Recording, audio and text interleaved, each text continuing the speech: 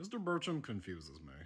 For those of you who don't know about the show that's put people into a non-tizzy, it's pretty much the love child of one Adam Carolla, a radio comedian who is mostly known for the Adam Carolla Show from 2006 2009.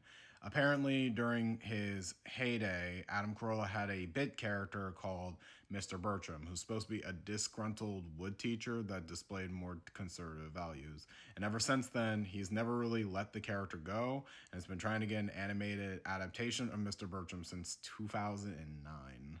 But apparently, no one picked it up until The Daily Wire. For those of you who don't know The Daily Wire, it's supposed to be owned by one Ben Shapiro, and it is mostly a conservative news site. However, in more recent years, The Daily Wire have tried their best to make their own shows to, I was going to say middling effect, but that would be a lie.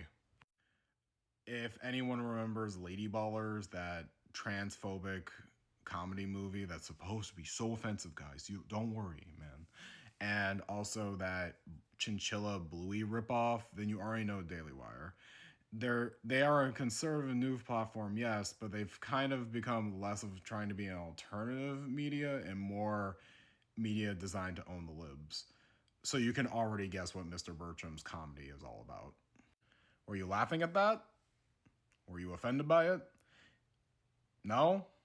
Okay, then you kind of already proved my problem with Mr. Birchum as a whole.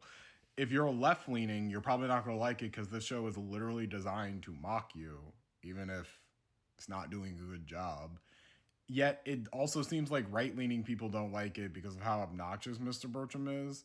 And also just like, it doesn't go far enough into offending left leaning people. Which just kind of makes me believe that the only people who would actually want to watch Mr. Birchum is anyone who already has a Daily Wire subscription. But if that's the case, then you probably already agree with everything the Daily Wire says anyway. So you're not really trying to own the libs or have like a political statement that you think you are. So, yeah. And for those who say that they can't like do something like Mr. Birchum, King of the Hill has been on, or at least aired around like the 1990s to like early 2000s, and they were able to do the same thing. The difference is the fact that Hank Hill, and you could also argue to an extent Stan Smith from American Dad, were both like real characters who went through trials and tribulations and usually had to either change or they had to show that their viewpoints were more conservative viewpoints were sometimes good depending on the episode. I will admit I'm not the biggest knowledgeable about American Dad or King of the Hill, but I feel like there's a very clear difference with how these shows are written in comparison to every clip that I've seen from Mr. Birchum. And that's not even getting into the fact that both these shows are both way better animated and way better voice acted, despite the fact that Mr. Birchum has a very prominent voice cast.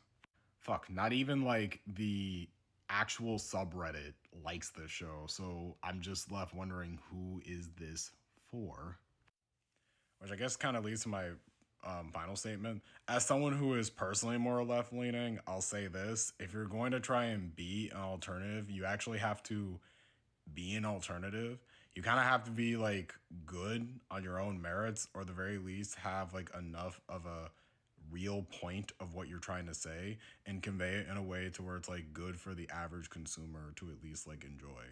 Again, I don't understand who would want to watch Mr. Birchum unless they just wanted to own the libs.